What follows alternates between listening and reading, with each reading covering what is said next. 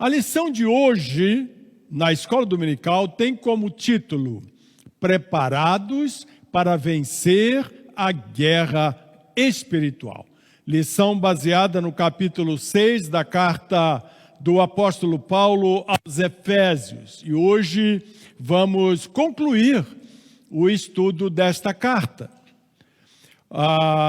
Você sabia que nesse exato momento em que você me acompanha na ministração desta lição, está acontecendo uma batalha espiritual entre o bem e o mal pela sua alma? Não é à toa que Paulo vai falar aqui em Efésios 6, fortaleçam-se no Senhor e no seu poder, vistam toda a armadura de Deus. A verdade, queridos e queridas, é que a força para vencer nós só podemos encontrar no Senhor. O texto áureo da lição de hoje está em Efésios, capítulo 6, versículo 10. Finalmente, fortaleçam-se no Senhor e no seu forte poder. O capítulo 6 de Efésios aborda três questões importantes. Vamos a elas. A primeira é a relação entre pais e filhos. A segunda questão importante da lição de hoje é a relação entre patrão e colaborador. Antigamente nós dizíamos entre patrão e empregado, mas agora não é mais assim, não é? É patrão e colaborador. E a terceira questão importante da lição de hoje, que é exatamente a finalização da carta de Paulo aos Efésios, trata sobre a armadura de Deus. Portanto, nós vamos abordar essas três questões. Os primeiros 4 versículos de Efésios 6, trata da relação entre filhos e pais. Relação entre filhos e pais. São os primeiros 4 versículos. Nós precisamos compreender que casa é diferente de lar. A nossa lição de hoje enfatiza isso na introdução, e eu acho muito importante também trazer esta ênfase para vocês que nos acompanham. Vocês sabem que casa é feita de tijolos, de areia, de pedra, de cimento, mas lar, ao contrário, é feito de princípios e valores. Casa é o nosso abrigo das chuvas, do calor, do frio. Lar não. Lar é diferente. Lar é o nosso abrigo da dor, da solidão e de todo tipo de medo que podemos encontrar. Os primeiros 2 versículos de Efésios 6 falam da obediência dos filhos aos pais. Leiamos o texto sagrado. Filhos, obedeçam a seus pais no Senhor, pois isso é justo. Honra teu pai e tua mãe. Este é o primeiro mandamento com promessa. O primeiro pilar, a primeira coluna do bom relacionamento cristão na família é entender que o filho e a filha estão submissos, estão debaixo da liderança dos pais. Então, os filhos devem obedecer a seus pais e os pais devem exercer a liderança sobre seus filhos em todos os sentidos, mas sempre exercendo essa liderança com amor. O amor que constrói. Outro aspecto importante na relação pais e filhos é a questão da honra. Honrar os pais quer dizer estimar, valorizar. Eu gosto muito quando a lição de hoje nos ensina que a honra é a irmã da obediência. Existem, na verdade, em nossos dias, existe uma crise de autoridade no seio das famílias. E o resultado é a falta de respeito pelos mais velhos. Uma total inversão de valores, na qual temos pais cada dia mais enfraquecidos, satisfazendo os caprichos dos seus filhos. É importante enfatizar nesta aula que é responsabilidade do pai e da mãe educar seus filhos e filhas desde a tenra idade, quanto à obediência e à honra. Coloque esses valores na mente da criança desde muito cedo. Não ache engraçado a criança chutar os pais, bater no rosto dos pais, xingar os pais. Não aceite isto.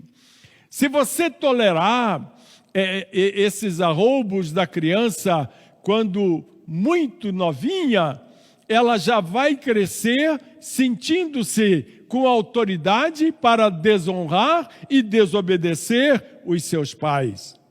O versículo 3 de Efésios 6 destaca que honrar os pais gera recompensa. Leiamos o texto. Para que tudo te corra bem e tenhas longa vida sobre a terra. A obediência e a honra para com os pais são coisas tão valorizadas por Deus que existe promessa de prosperidade e vida longa para os filhos e filhas que seguem esses princípios.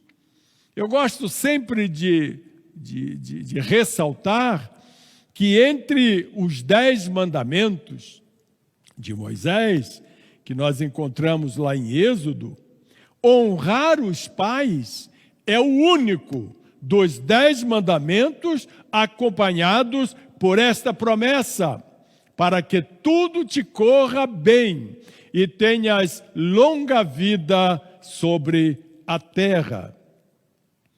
Já o versículo 4 exorta os pais a abençoarem seus filhos. Leiamos o texto. Pais, não irritem seus filhos, antes criem-nos segundo a instrução e o conselho do Senhor. Paulo recomenda aos pais que exerçam a liderança da família de forma equilibrada. A insubordinação dos filhos pode ser por causa tanto do radicalismo e violência, como também por causa da omissão e fraqueza dos pais. Essas duas deficiências, num extremo ou no outro extremo, provocam a insubordinação dos filhos. Mas a Bíblia diz que não devemos fazer isso, afinal, provocar a ira tem relação com atos truculentos de muitos pais ao tratar com os seus filhos, seja fisicamente, através de tapas e pancadas e coisas desse tipo, seja também através de palavras ofensivas, como xingar o filho ou a filha, dizer que um filho ou uma filha não tem futuro, não vai dar para nada, que não presta. Estas coisas não devem acontecer entre nós. Enfim, devemos dar aos filhos e às filhas amor, carinho, afeto, ajuda, companheirismo e disciplina. Disciplina. Disciplina significa impor limites. Precisamos desde cedo impor limites a nossos filhos e filhas. Portanto, Fica bem claro no que Paulo nos explica e nos ensina aqui nesses primeiros versículos de Efésios 6, que relacionamento é uma via de mão dupla. De mão dupla. De um lado, os filhos e as filhas respeitando os pais, obedecendo os pais, honrando os pais. E por outro lado, os pais tendo todo o cuidado de não irritarem os seus filhos, de não provocar a ira através de atos truculentos e violentos. É muito interessante um trecho que eu tirei da nossa revista e que é muito rico, e por isso mesmo eu quero compartilhar aqui, quando a revista diz assim: se houver apenas advertência, os filhos ficam desanimados.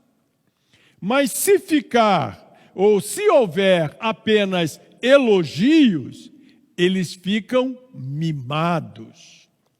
Portanto, deve haver na criação dos filhos este equilíbrio entre advertência e elogios. Isso é fundamental para a educação dos filhos.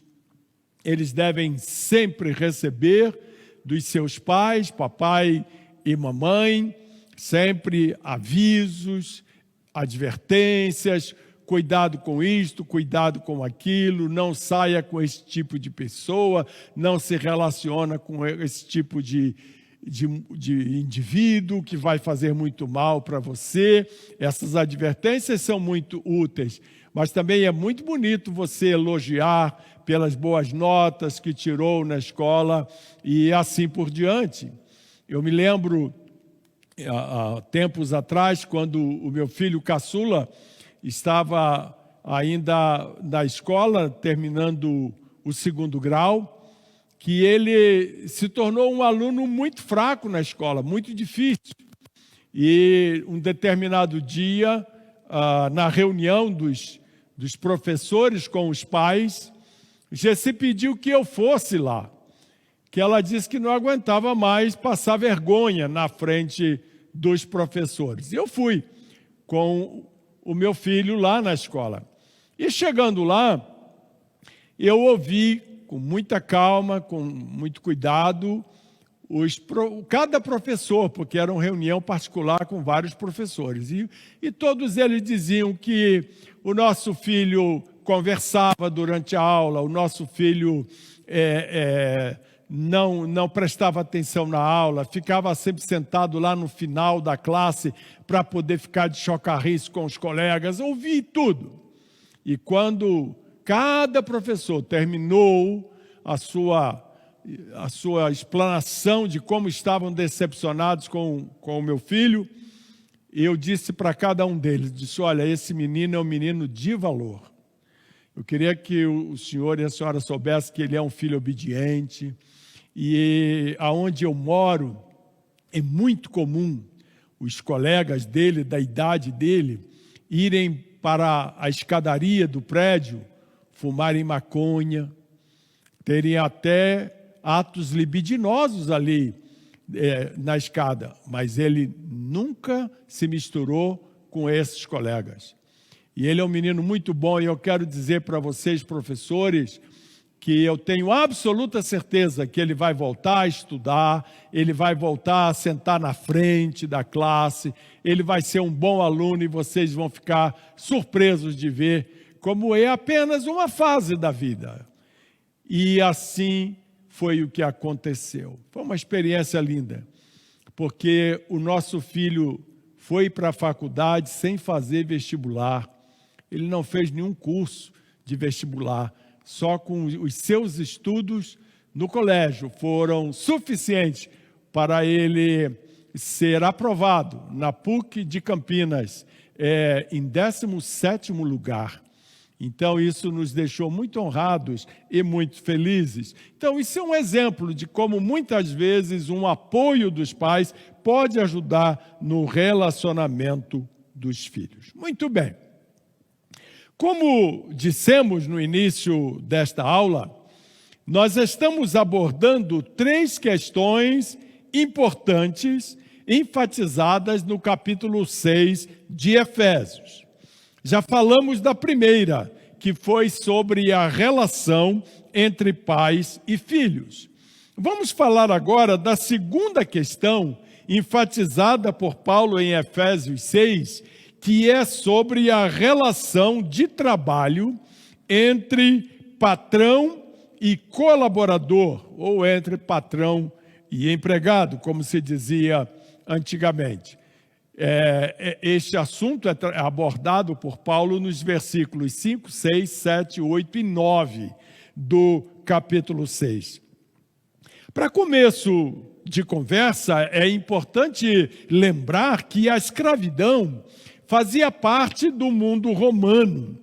Até as famílias cristãs tinham escravos.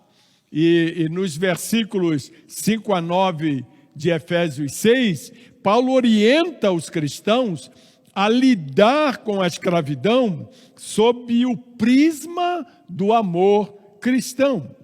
E ele começa orientando os servos no versículo 5, que diz assim: escravos, obedeçam a seus senhores terrenos com respeito e temor, com sinceridade de coração, como a Cristo.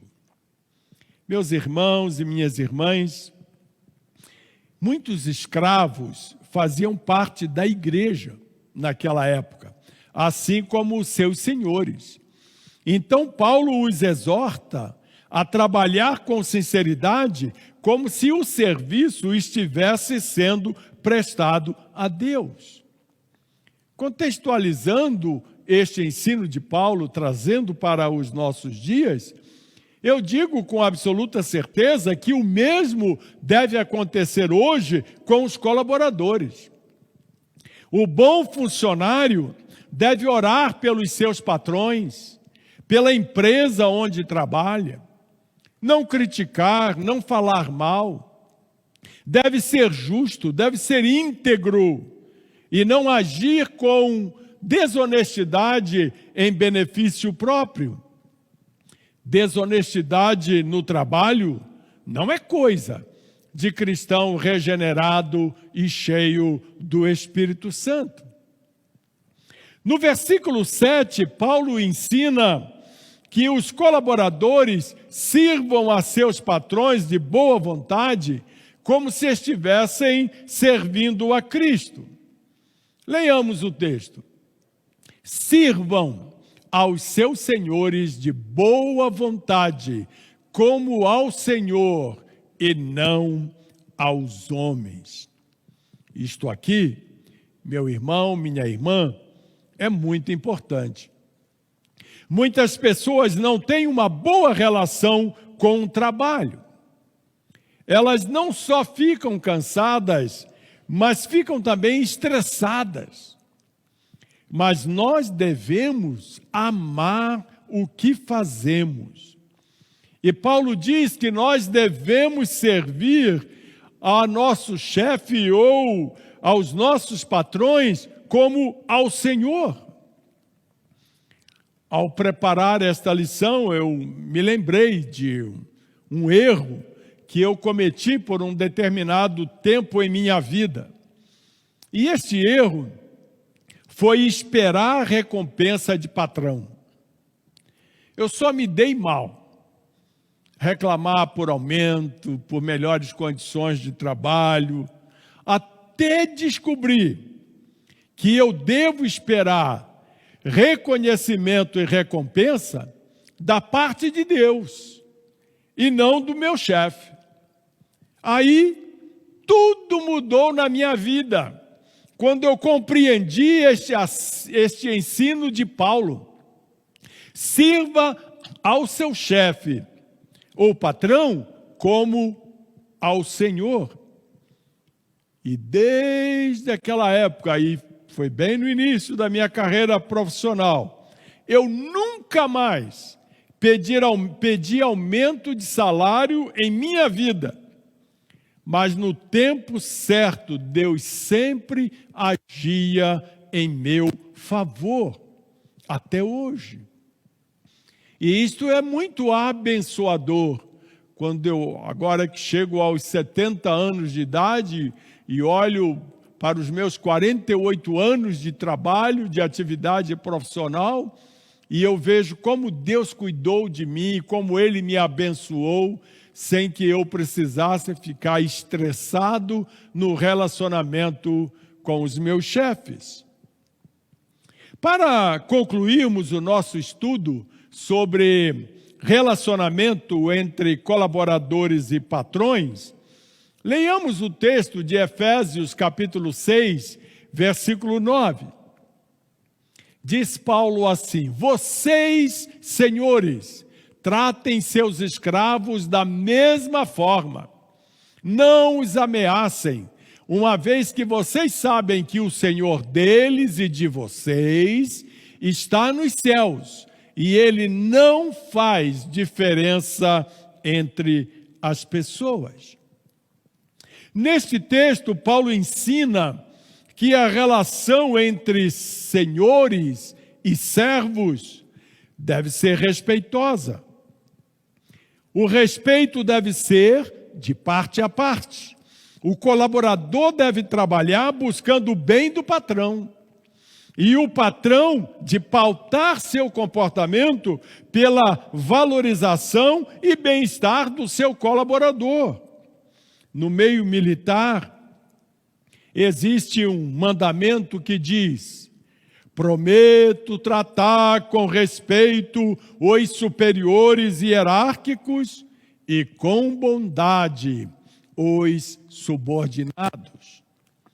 O amor cristão deve ser a sílaba tônica no relacionamento de trabalho, uma vez que Deus é o verdadeiro Senhor sobre tudo e sobre todos. Louvado seja o nome do Senhor. Muito bem. Como dissemos no início desta aula, nós estamos abordando 3 questões importantes enfatizadas no capítulo 6 de Efésios. Já falamos da primeira, que foi sobre a relação entre pais e filhos. E falamos também da segunda, que foi sobre a relação de trabalho entre patrão e colaborador. A terceira e última questão, abordada por Paulo aqui em Efésios, capítulo 6, é sobre guerra espiritual e armadura de Deus. Como foi enfatizado pelo professor Luiz Gustavo na primeira lição de Efésios, esta carta é um verdadeiro tratado de eclesiologia. Efésios é toda uma ministração sobre a igreja.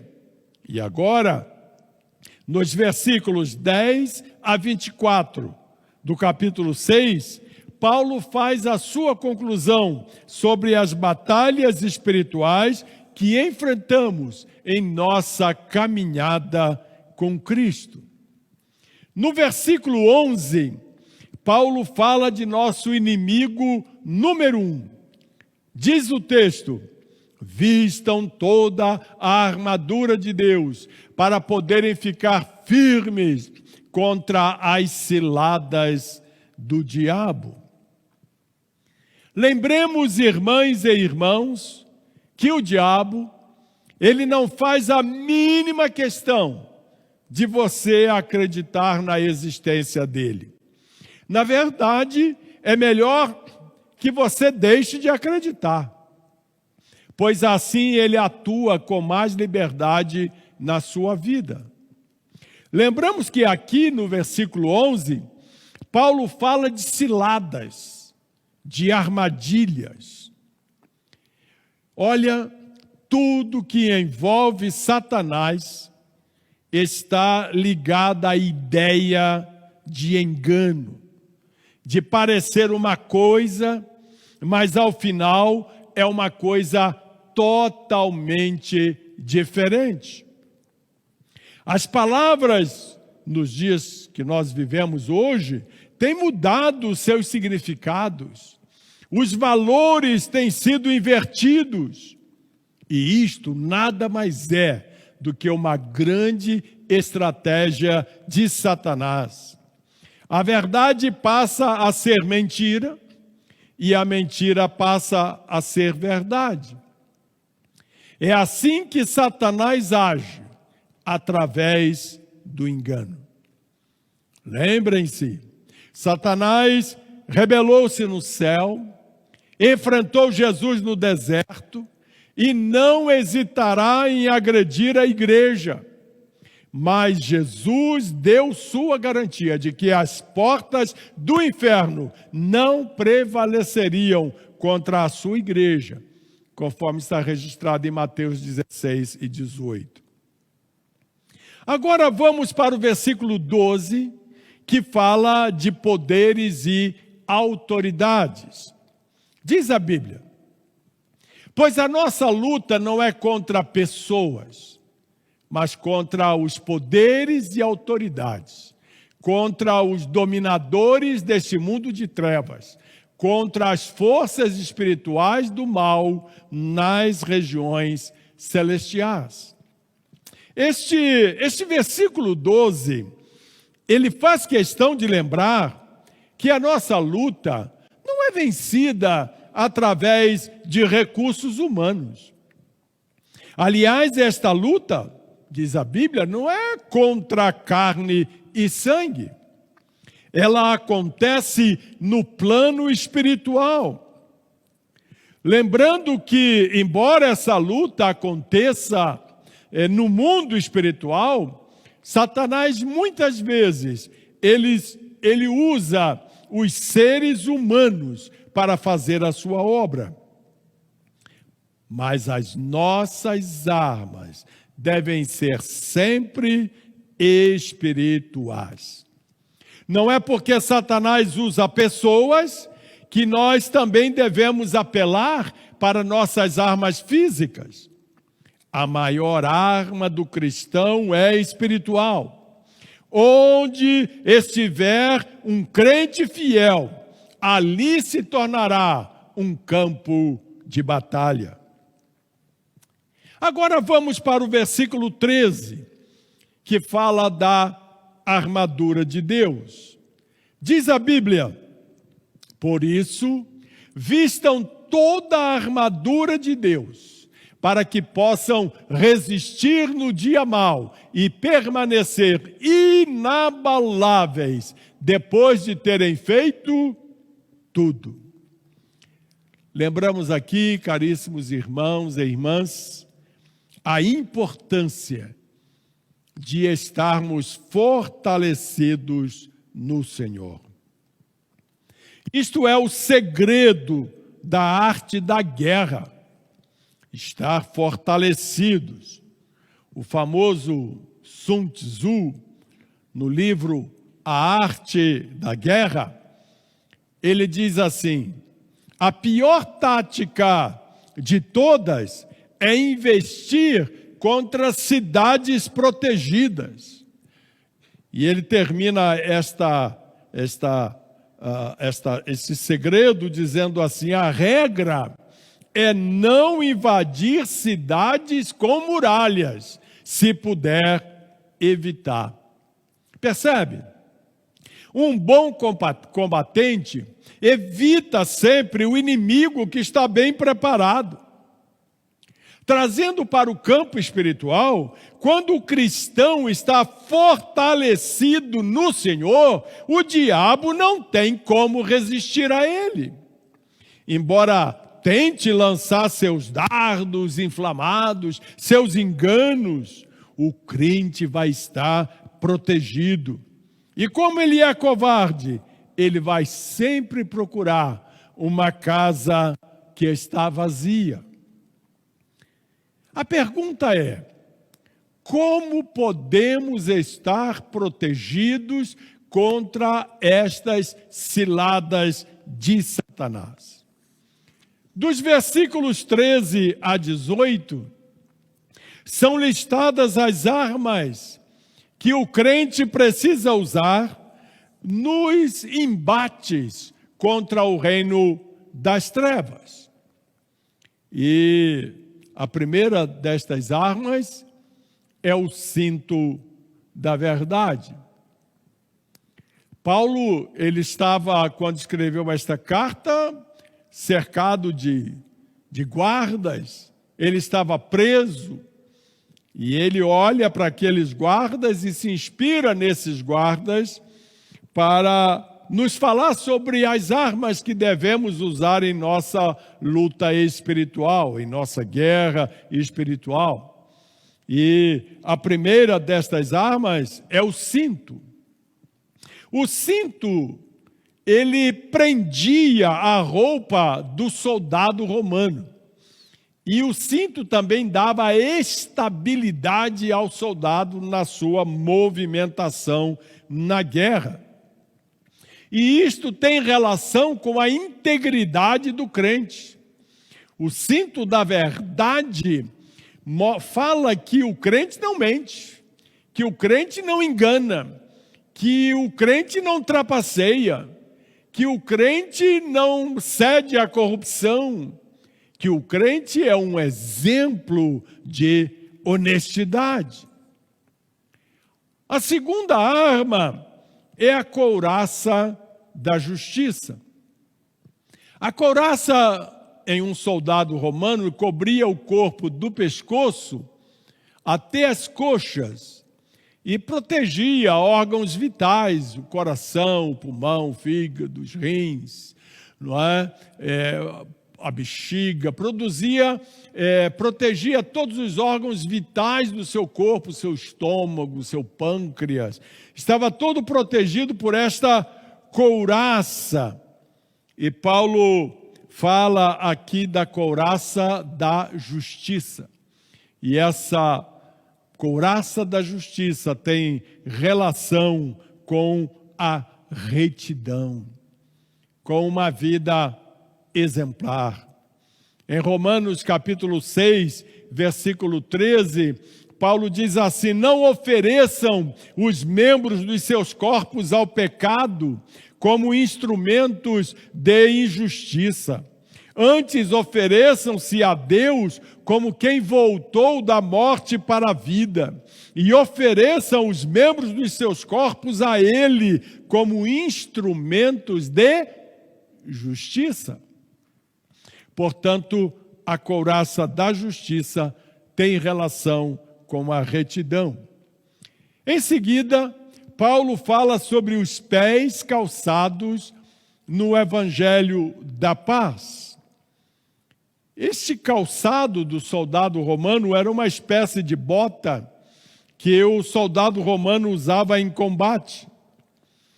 E quando Paulo fala sobre os pés calçados no Evangelho da Paz, tem relação com a prontidão para pregar o Evangelho. É famoso o texto de Isaías, capítulo 52, versículo 7, que eu citarei agora, onde Isaías diz assim: como são belos nos montes os pés daqueles que anunciam boas novas, que proclamam uma paz, que trazem boas notícias, que proclamam salvação, que dizem a Sião: o seu Deus reina. Continua